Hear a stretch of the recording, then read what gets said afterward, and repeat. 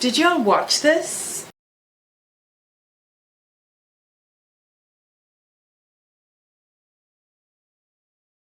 Wow, wow, wow. Billie Eilish broke the internet with her pre-show glam and she looks absolutely fantastic. And best of all, she made it look so effortless. Is it really that effortless?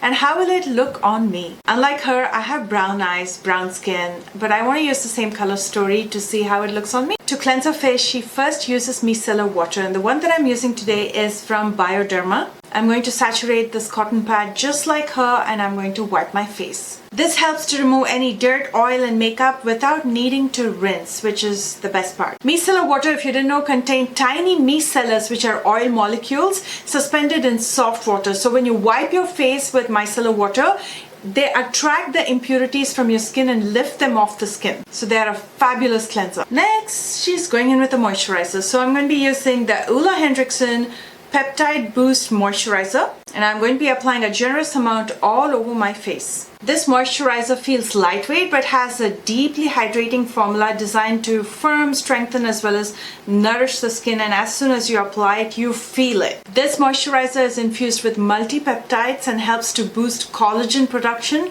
And improving collagen obviously improves the elasticity of the skin, it reduces fine lines over time, and just gives you an overall youthful appearance. It also contains niacinamide to brighten and even out skin tone, along with glycerin and shea butter to lock in the moisture. And then she jumps into eye makeup. Now she has extremely clear skin, but for me, I have uneven skin tone on my lids, so let me clear that out with a little bit of concealer. I'm just going to go in with the Milani concealer in the shade 145, and I'm going to apply a dot over my lids, and I'm just going to even out my skin tone.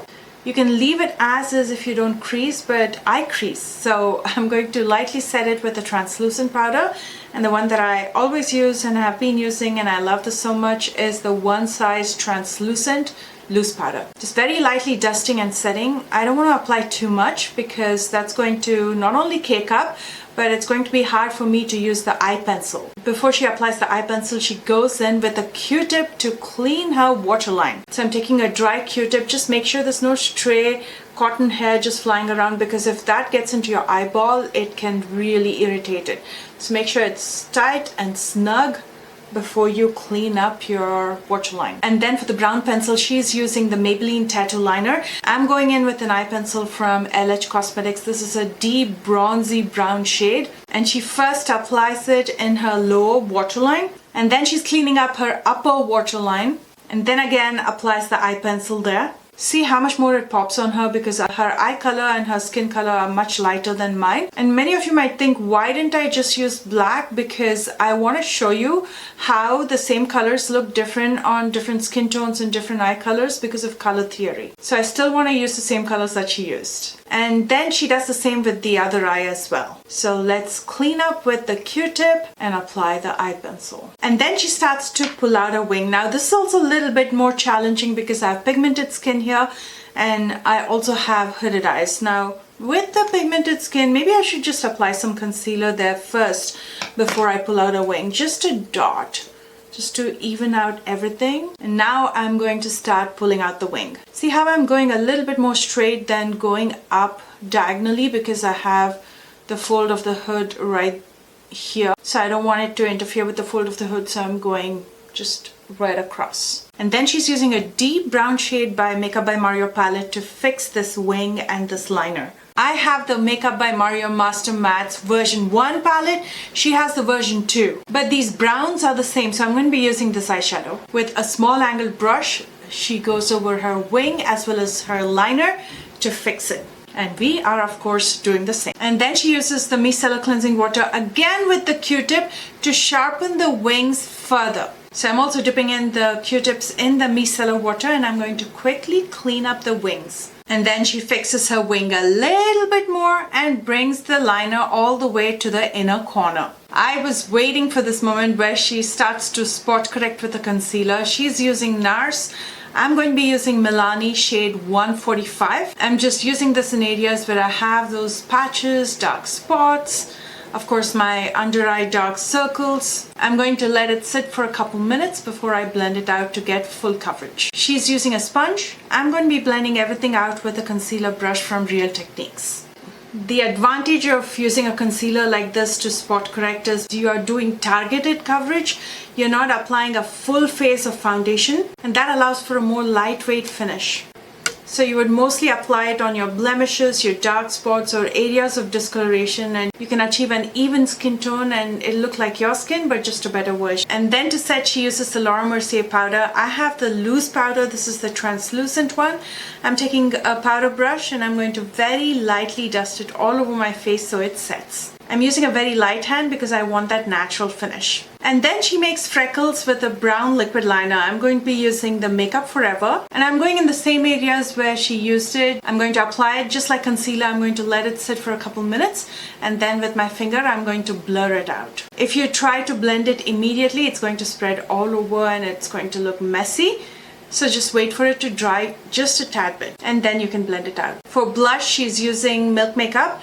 This is in the shade Splash. I'm going to take it with the brush just like she did, and I'm going to apply it on the apples of my cheek, pushing it all the way upward and outward. So that's going to give you a very sun-kissed look. See how that gives such a youthful sun-kissed look, and that's the kind of look she's going for with the freckles and the blush applied on the apples of the cheeks, a little bit on the nose, as well as going upward and outward to give that lift. And then she uses a balm highlighter. I have this one from Swiss Beauty. It's called Highlight It Up.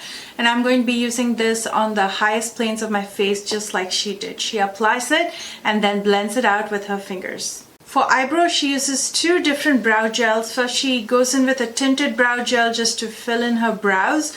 And then she uses a transparent brow gel to further groom it so it looks more shaped and stays in place. And then she curls her lashes. I'm just using my trusty old Sally Hansen curler. And then she applies a good coat of mascara both to her top as well as bottom lashes. The one that I'm using today is L'Oreal Lash Paradise. This is a waterproof mascara but gives you the biggest, boldest lashes. And I'm also going to be applying a good coat both to my top as well as bottom lashes. And then she goes in again with the Q-tip to clean up her lips. After which she lines her lips with a peel-off lip stain, and the one that she's using is from Saie. I don't have that brand, but I do have something similar from Wonder Lips. This is so old.